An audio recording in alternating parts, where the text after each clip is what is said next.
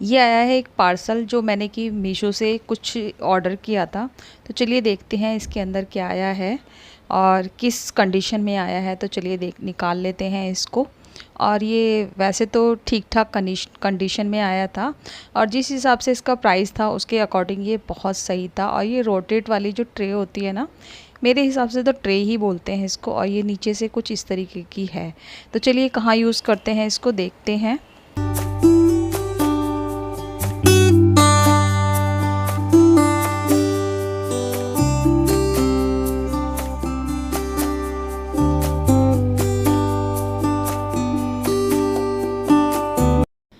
Welcome back to Deepa Bhati blog. कैसे हैं आप सब? उम्मीद करती हूँ आप सब बहुत अच्छे होंगे।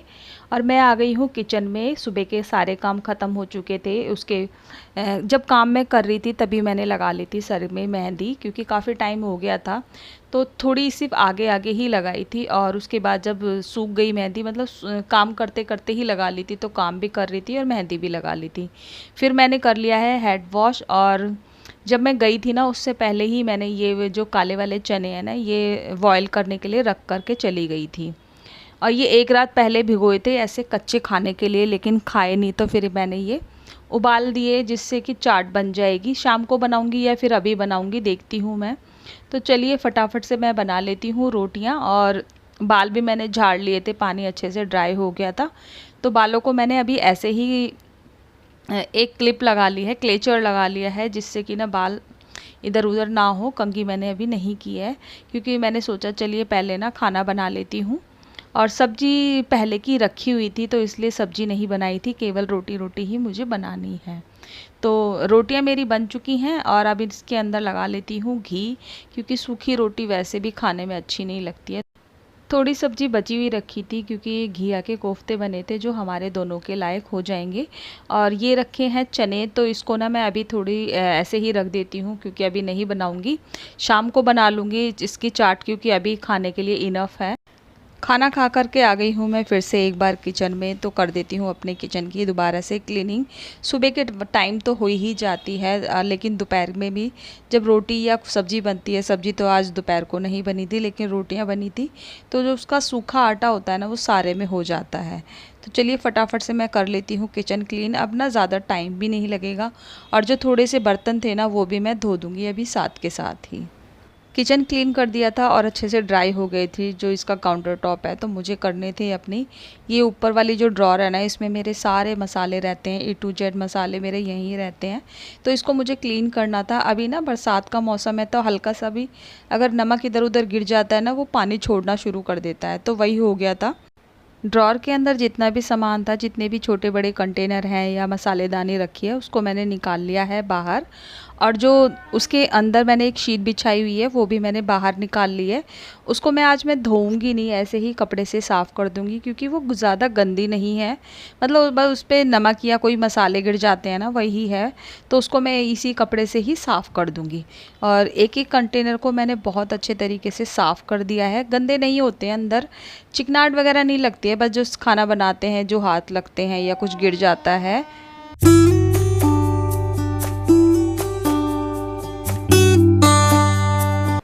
ये वाले ड्रॉर की भी ना बहुत अच्छे तरीके से क्लीनिंग हो गई है और साफ़ हो गया है।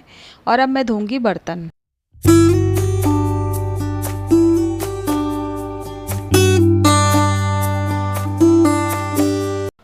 इसके बाद मैं सीधा आपसे मिल रही हूँ शाम को, क्योंकि दोपहर का काम ख़त्म करने के बाद उसके बाद कुछ भी काम नहीं था कि जो मैं आपको दिखा पाऊँ। और अगर काम नहीं होता है तो क्या फिर ये होता है ना कि क्या दिखाना है। तो चलिए अब सीधा शाम हो गई है और मैं आ गई हूँ फिर से एक बार किचन में। तो शाम को लग गई थी बेटे को भूख, तो मम्मा कुछ अलग सा बनाओ, कि वही वही चीज़ ना, मतलब बाहर से या फिर बिस्किट वगैरह उसे नहीं खाने थे। तो उसने कहा कि मम्मा पॉप, वो जब ग्रॉसरी लेकर आए थे ना तभी कुछ ये मकेन्स वगैरह मकेन्स लाए थे और टिक्की वगैरह लाए थे, तो उसके साथ एक पैकेट और आया था जो बिल्कुल ना जो जैसे पॉपकॉर्न डिज़ाइन होता है ना वो उस तरीके का ही था, आलू का ही था वो। तो उसको मुझे करना है फ्राई। तो कढ़ाई में मैंने एक साइड में तेल डाल दिया है और इधर मैं कर रही हूँ प्याज चॉप, क्योंकि जो दोपहर को काले वाले चने बॉयल किए थे ना उसकी मैं अब बनाऊँगी चाट। और दूध वाला भी आ गया था तो दूध दे गया था वो, उसको रख दिया है मैंने गरम करने के लिए, क्योंकि दूध वाला अब जो है ना जल्दी से टाइम पर ही देकर चला जाता है। तो चाट बनाने के लिए मैंने एक प्याज चॉप कर ली है, उसके अंदर मैंने फिर वो डाल दिए हैं काले वाले चने, और एक छोटी सी ना मिर्च जो है हरी वाली उसको काट लिया है, और उसके अंदर डाल दिया है मैंने चाट मसाला और काला वाला नमक, और इसको अच्छे तरीके से मिक्स कर दूंगी। तो ये बहुत एक हेल्दी ना चाट तैयार हो जाएगी और खाने में भी टेस्टी लगती है।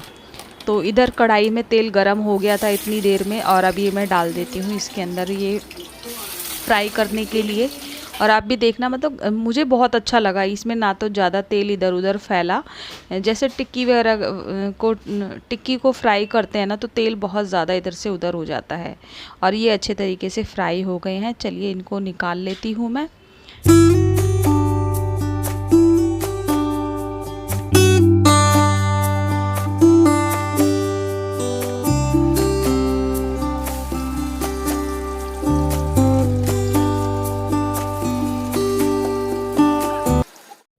सारे फ्राई कर लिए हैं और ये बनके हो गए हैं तैयार, और देखने में भी और खाने में भी बहुत टेस्टी लग रहे थे। मैंने एक पीस यहीं पर ही खड़े खड़े टेस्ट कर लिया था, काफ़ी अच्छे क्रंची थे, और टेस्ट भी जैसे कि वैसे तो मकेन जैसा ही टेस्ट था लेकिन अच्छे लग रहे थे। और इसमें मैंने डाल दिया है चाट मसाला, और नीचे ना एक पेपर लगा लिया था जिससे जो भी एक्स्ट्रा ऑयल होगा ना वो एब्जॉर्ब कर लेगा।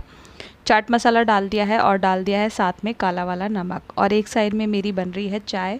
ऑलमोस्ट चाय बन ही चुकी है, बस एक दो उबाल लगाऊंगी इसमें और चाय बन के हो जाएगी तैयार, क्योंकि ये शाम की चाय तो बहुत ज़्यादा ज़रूरी हो जाती है। चाय पी ली थी, उसके बाद थोड़ी देर के लिए बैठ गए थे, और अब कर लेते हैं बाकी की तैयारी। तो फ्रिज से मुझे निकालने थे करेले और टमाटर और हरी मिर्च जो है ना उसको मैं पहले से ही निकाल के रख दूँगी। करेले मैं आज नहीं बनाऊँगी, उनको सिर्फ मुझे काट के रखना है, छील करके और काट करके। करेले मैं बनाऊँगी अगले दिन, और टमाटर वगैरह पहले से ही निकाल के रख दिए हैं। सब्जी मैं बनाऊँगी आज आलू मटर की सब्ज़ी।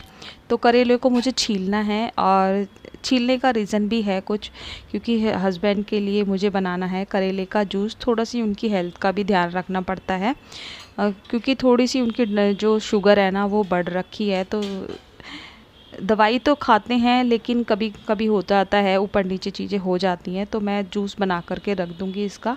तो वो थोड़ा थोड़ा ना एक शिप, जैसे कि हमने 1 स्पून या 2 स्पून जूस पी लिया, उससे थोड़ा सा बैलेंस बनी रहती है। और इस बार ना करेले मैंने बहुत ज़्यादा बनाए हैं, मुझे तो बहुत ज़्यादा करेले की पसंद आई है सब्ज़ी जो है ना।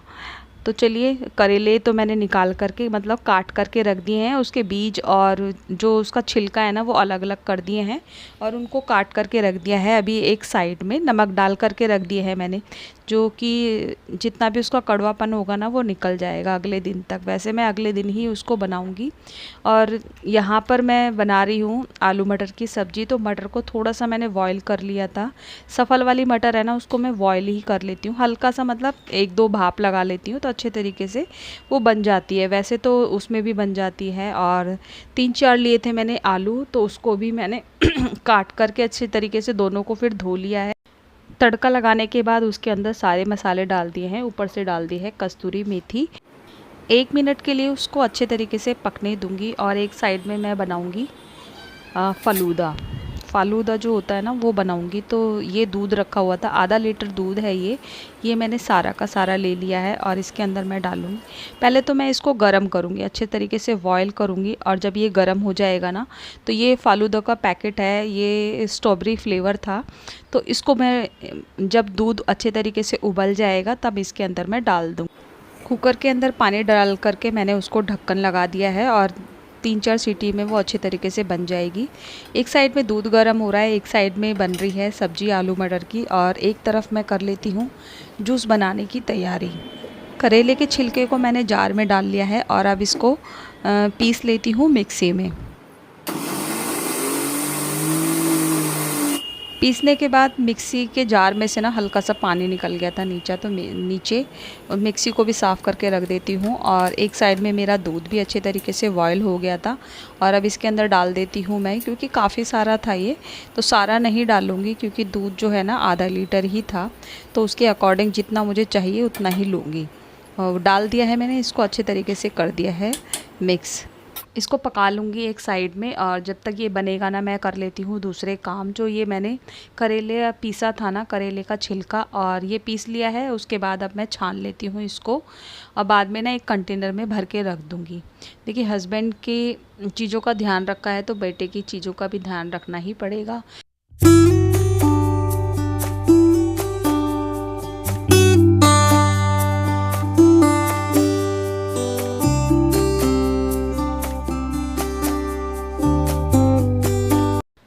सारा जूस निकाल लिया है, और छानने में ना इतनी ज़्यादा परेशानी भी नहीं होती है, बहुत आसानी से छन गया था ये। तो मैंने एक कंटेनर में, जो ग्लास का कंटेनर है ना, उसके अंदर भर के रख दिया है फ्रिज के अंदर। वो डेली थोड़ा थोड़ा पी लेंगे, डेली या फिर एक दिन छोड़कर एक दिन, क्योंकि अगर ज़्यादा पीते हैं ना तो शुगर फिर डाउन होने लग जाती है। तो डेली तो नहीं पियेंगे, एक दिन छोड़ के एक दिन पी लेंगे। अगर रोज़ भी पीना होता है ना तो थोड़ा फिर क्वांटिटी उसकी कम हो जाएगी। तो उसको मैंने फ्रिज में रख दिया है, और अब एक साइड में मैं लगा देती हूँ आटा, क्योंकि सब्ज़ी जो है ना वो अभी बनी रही है, और जो फ़लूदा बनाया था वो बन गया है। उसको ठंडा होने के लिए रख दिया है, और जब वो अच्छे तरीके से रूम टेम्परेचर पर आ जाएगा तो फिर मैं रख दूँगी उसको फ्रिज में। तो वो जैसे खाना चाहेगा, अगर आइसक्रीम के साथ खाना है तो आइसक्रीम के साथ, वरना वैसे ही खा लेगा वो।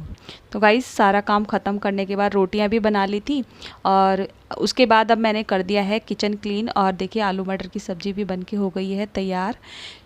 खाना नहीं खाया था, किचन मैंने क्लीन कर दिया है, जो बर्तन थे वो धो दिए हैं। एक लेडीज़ को सुबह से शाम हो जाती है और किचन में कितना ज़्यादा समय बिताना पड़ता है। घर के कामों को तो एक बार ख़त्म हो जाते हैं, लेकिन किचन के काम कभी भी ख़त्म नहीं होते हैं मेरे हिसाब से, तो मुझे तो ऐसा ही लगता है।